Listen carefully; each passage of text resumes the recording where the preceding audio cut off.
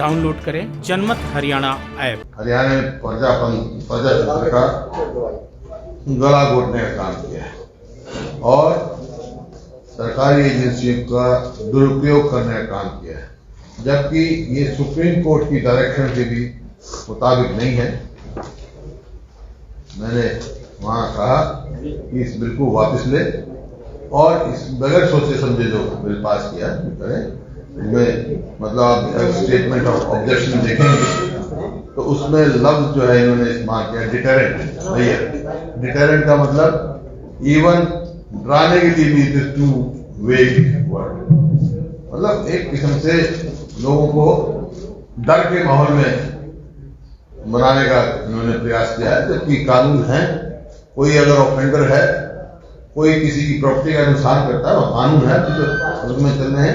दोहरी भाषा बोलते हैं। गृह मंत्री ने कहा कि किसान आंदोलन के द्वारा हरियाणा के किसी किसान ने एक सुई का भी नुकसान नहीं किया।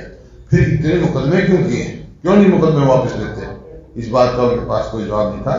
और सुप्रीम कोर्ट की जजमेंट आप देखेंगे, रामलीला मैदान जजमेंट 2012, उसमें साफ अधिकार दिया लोगों को peaceful protest to be a constitution and valid करते हैं। तो साथ के साथ 2009 में सुप्रीम कोर्ट का जजमेंट आया, उसमें कहा that a perfect check and balance be made and certain guidelines about police and media but also were issued। लेकिन ये जो कानून नया है इसमें कोई पुलिस की तो कहीं या सरकार की कोई रिस्पॉन्सिबिलिटी फिक्स करी नहीं। अगर नुकसान की कारण कानून व्यवस्था कायम रखना सरकार की जिम्मेवारी है, तो सरकार की लापरवाही से होता है, उसको उसकी कौन भरपाई करेगा?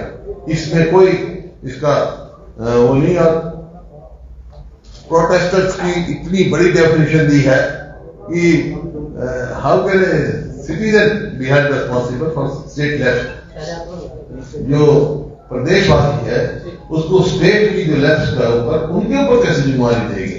तो ऐसे ऐसे कानून आए 5-5 में इन्होंने कहा है, जो कि बहुत हाईली ऑब्जेक्शनेबल है, कि कानून व्यवस्था रखने के लिए अगर बाहर से पैरामिलिट्री फोर्सेज आएंगे उसका खर्चा भी वो वहां करेंगे। जो पार्टिसिपेंट थे मतलब किसी 10 आदमियों ने सड़क की तो 9,900 आदमी को मतलब पार्टिसिपेंट पे कवर करके और उसका नुकसान उसमें बड़े मैंने तो कहा फिर पुलिस की तनख्वाह भी वही बने है ना। ऐसे बगैर सोचे समझे के कानून आए हैं।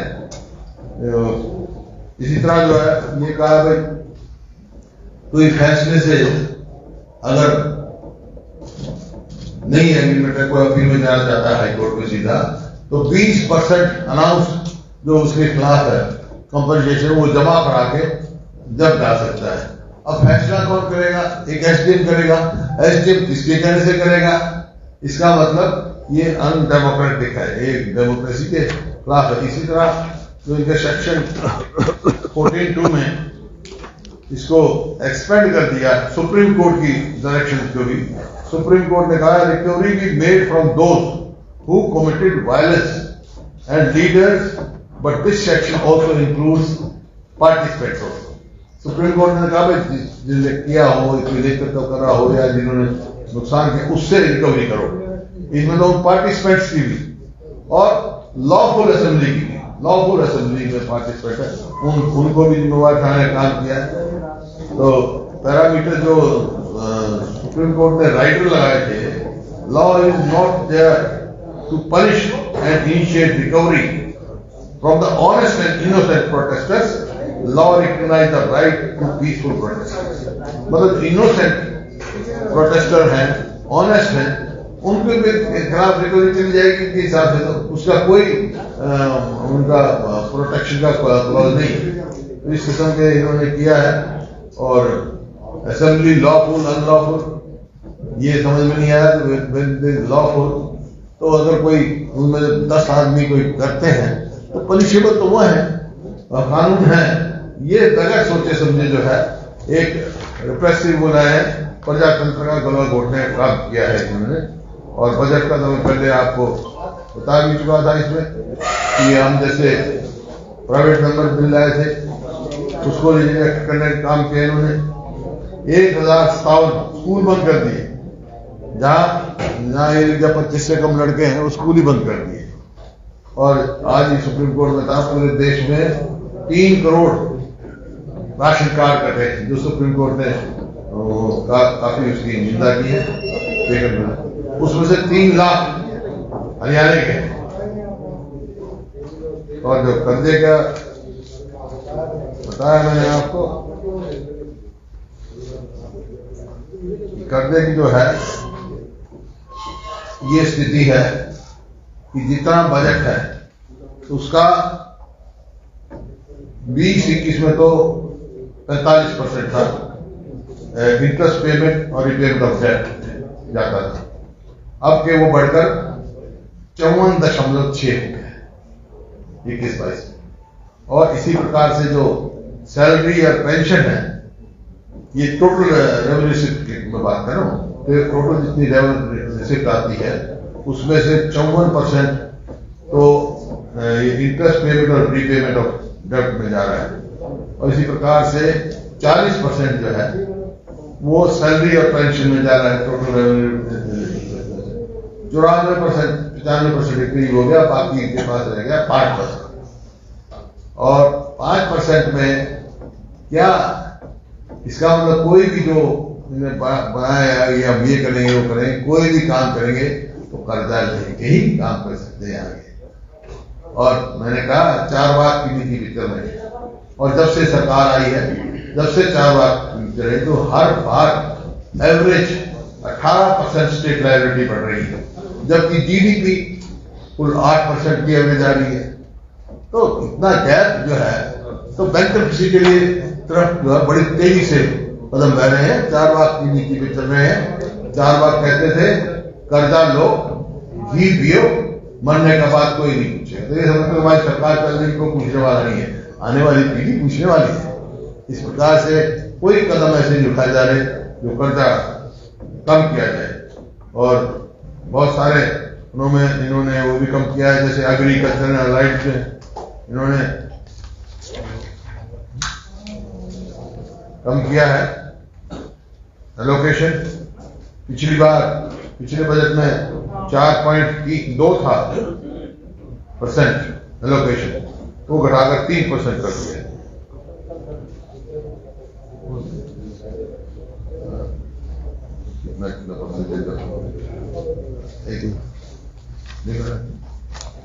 परसेंटेज किस किसी ने कम किया? एजुकेशन होगी, एग्रीकल्चर में कम है, एग्रीकल्चर पे कम है, लोकल बॉडीज पे कम है। लोकल बॉडीज में कम किया है, टेक्निकल एजुकेशन में कम किया है। चलो कोई बात हाँ, एग्रीकल्चर और एजुकेशन में दोनों में कम किया। एजुकेशन का क्या किया इन्होंने, वो टेक्निकल एजुकेशन उसमें छोड़ दिया। और टेक्निकल एजुकेशन, ये टेक्निकल एजुकेशन जो है उसमें भी कम किया काफी। तो मेन जो ये है आपका, उसमें ही कम है एग्रीकल्चर में। ये किसानों के नाम कह रहे हैं, ये बजट हमने दिया है, जबकि किसान मॉडल स्कूल 9 बनाए थे हमने, वो सब बंद कर दी स्कीम।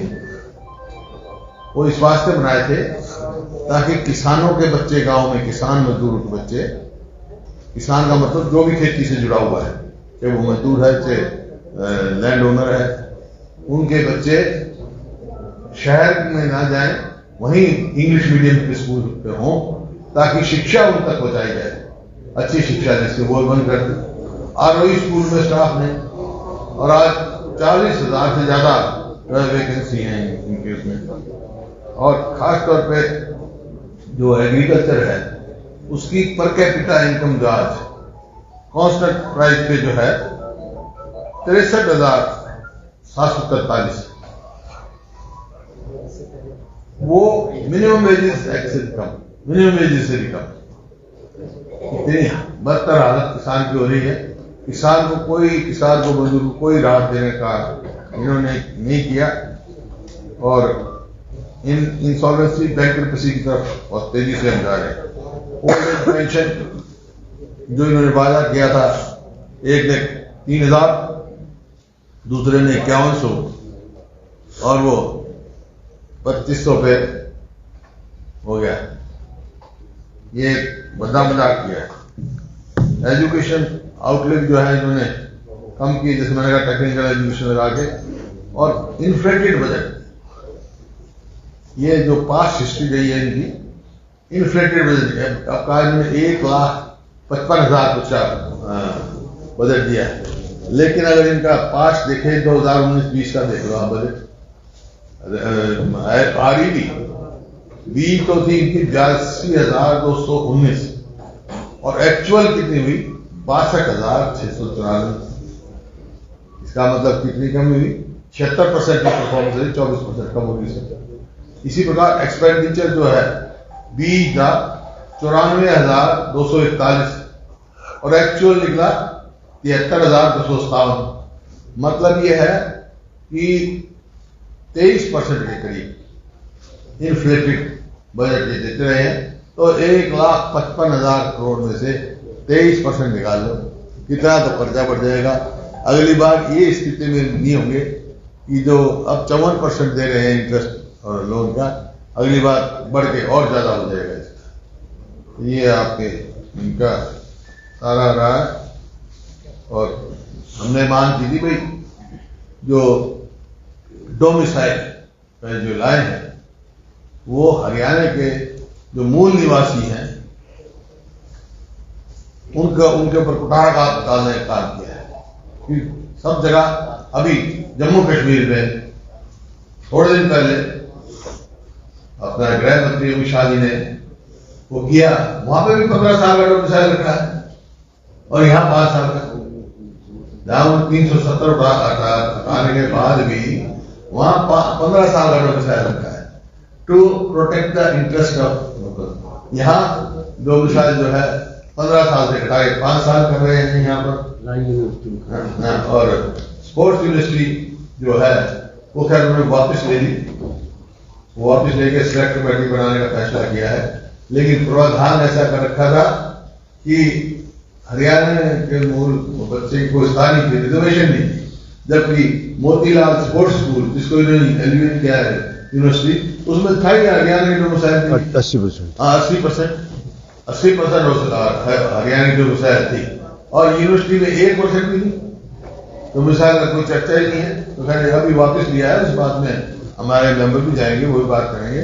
और मूल निवासियों में जो कुठाराघात करने का प्रयास किया उसको मांग। सवाल ये है, लॉकडाउन के बाद 28% और राशन, इसमें डीजल में 28% और राशन में 43% महंगा हो गया। महंगाई की दर पिछले 27 महीनों में सबसे अधिक है 4%। तो हर हिसाब से गरीब आदमी, किसान, मजदूर उस पर मार पड़ी है। जो आशा थी बजट से भी उनको कुछ वो मिलेगी, मदद मिलेगी, उनको कोई पैकेज मिलेगा, स्टिमुलस पैकेज मिलेगा, लेकिन कोई नहीं, बस लेने का काम किया है। कहा कि भाई हम टैक्स नहीं लगाया, लेकिन टैक्स तो पंचायत में जो प्रॉपर्टी उसके ऊपर भी लगा दिया। तो इस प्रकार से और गरीब को गरीब बनाने का काम किया है इसने। इसी वास्ते ये सरकार जो है बेरोजगारी में आज हरियाणा सबसे ज्यादा है। बेरोजगारी को कोई भी ऐसा कदम नहीं उठाया जो बेरोजगारी खत्म की जाए, बल्कि बहुत सारे ये कह रहे हैं हम रैशनलाइज कर रहे हैं। हमारे पास जेबीटी सरप्लस है, 42,000 टीचरों की जगह खाली है। सरप्लस हो जाएंगे जब आप स्कूल बंद कर दो, सरप्लस अपने आप ही होंगे। पर उस पे बच्चे पे कितने टीचर हैं ये नहीं बताया उन्होंने। तो बेरोजगारी खत्म करने की बजाय बेरोजगारी और तेजी से बढ़ाई जा रही है और इसी वास्ते हरियाणा बेरोजगारी में नंबर 1 है। इस प्रकार से ओवरऑल जो है बजट बिल्कुल निराशाजनक। और जैसे मैंने शुरू में कहा था, इतना लंबा भाषण था, खोदा पार निकली चुई, कुछ भी बजट में प्रावधान है सब।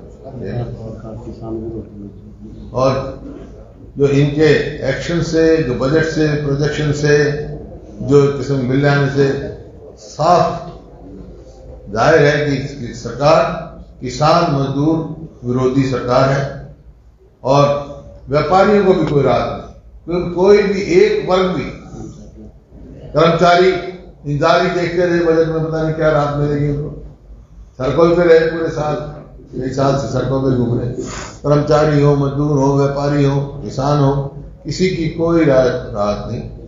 सिर्फ जो है 4 लाख की नीति पे चलना है, आगे कोई विकास नहीं, कोई प्रोजेक्ट नहीं दिखाई दे रहे, कोई जो प्रोजेक्ट लेके आ रहे हो ये।